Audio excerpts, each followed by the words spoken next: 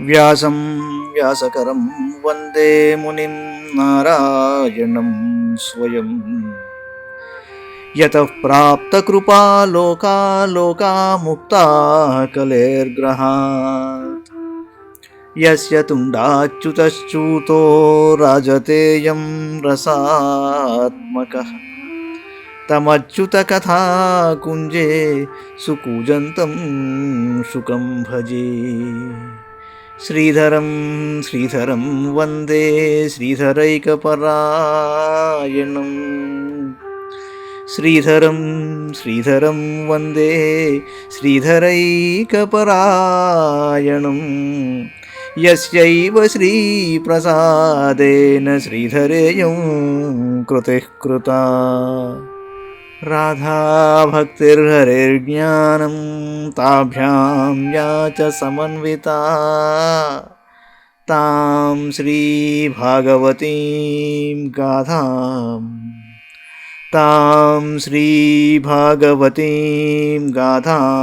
వందే యుగళరూపిణీ. భాగవత మహాపురాణంలోని అష్టమ స్కంధంలో మనం 7వ అధ్యాయంలోని చివరి భాగంలో ఉన్నాం. ఇత పూర్వం మనం చూసాం ప్రజాపతులు పరమశివుణ్ణి ప్రార్థించారు. ఆ తర్వాత ఏం జరిగిందో చూద్దాం. శ్రీ శుక ఉవాచ.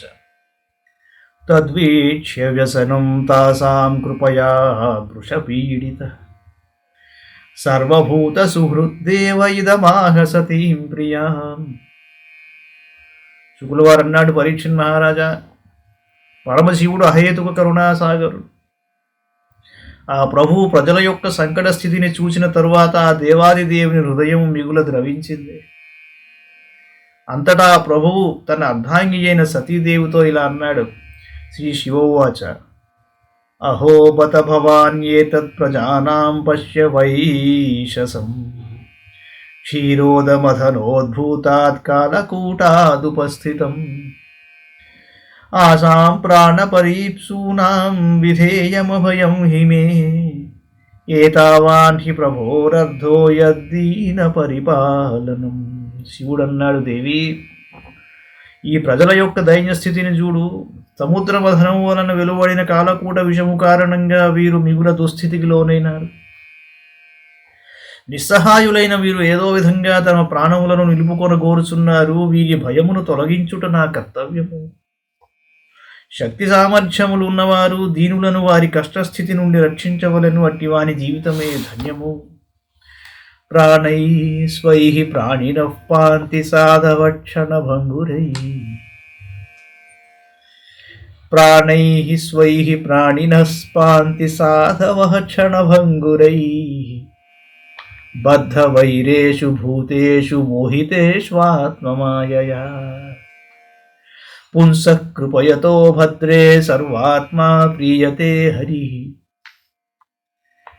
ప్రీతే హరౌ భగవతి ప్రియేహం సచరాచరః. తస్మాదిదం గరం భుంజే ప్రజానాం స్వస్తిరస్తు మే. లోకములో ప్రాణులు మాయామోహితులై పరస్పరము వైరమును పెంచుకుంటారు. సజ్జనులు మాత్రము క్షణభంగురమైన తమ ప్రాణములను ఒడ్డి అయినను ఇతరులను రక్షిస్తూ ఉంటారు. దేవి, దీనుల ఎడ దయజూపు వారి ఎడ సర్వాత్ముడకు శ్రీహరి ప్రసన్నుడవుతాడు. ఆ పరమపురుషుడు సంతోషించినచో సకల చరాచర జగత్తేగాక నేనును సంతోషపడతాను. కనుక ఈ విషమును ఇప్పుడే భక్షిస్తాను. దాని వలన లోకమునకు మంగళం కలుగుతుంది అన్నాడు. శ్రీ శుకోవాచ. ఏవమామంత్ర్య భగవాన్ భవానీం విశ్వభావనః తద్విషం జగ్ధుమారేభే ప్రభావజ్ఞాన్వమోదత. తతః కరతలీకృత్య వ్యాపి హాలాహలం విషం అవక్షయన్ మహాదేవః కృపయా భూతభావనః. తస్యాపి దర్శయామాస స్వవీర్యం జలకల్మషః. యచ్చకారగలే నీలం తచ్చ సాధోర్విభూషణం. శుకుడన్నాడు, శంకర భగవానుడు పార్వతీదేవితో ఈ విధంగా పలికిన పిమ్మట విశ్వమును రక్షించుటకై ఆ స్వామి హాలాహల విషమును భక్షించుటకై ఉద్యుక్తుడయ్యాడు. ఆయన ప్రభావమును ఎరిగినదగుటచే సతీదేవియు హృదయపూర్వకంగా తన ఆమోదమును తెలిపెను. పరమశివుడు మిగుల దయాళువు. ఆ స్వామి శక్తి వలననే సమస్త ప్రాణికోటియు జీవించుచున్నది. ఆ పరమేశ్వరుడు ప్రమాదకరమైన ఆ కాలకూట విషమును తన అరచేతిలో ఉంచుకొని భక్షించను. ఇక్కడ భవానీ అన్న మాటే వాడాడు, కానీ సతీ కానీ పార్వతి కానీ రెండూ కూడా వాడలేదు. అంచేత అమ్మవారు జగన్మాత ఎలా అనుకున్నా ఒకటే ఆవిడ. ఆ విషము జలముల నుండి పుట్టినదొకటచే కలుషితమైనది. అది పరమేశ్వరునిపై కూడా తన ప్రభావమును చూపినది. అందువలన ఆ ప్రభు కంఠము నల్లనయ్యింది, కానీ లోక కళ్యాణమును కోరుకొను గట్టి శంకర భగవానునకు అది ఒక భూషణమే అయ్యింది. నాటి నుండి ఆ ప్రభువునకు నీలకంఠ మహాదేవుడను పేరు ప్రసిద్ధమయ్యింది. పరోపకారులు సాధారణంగా ప్రజల దుఃఖమును నివారించుటకు తామే ఆ దుఃఖములను అనుభవిస్తారు.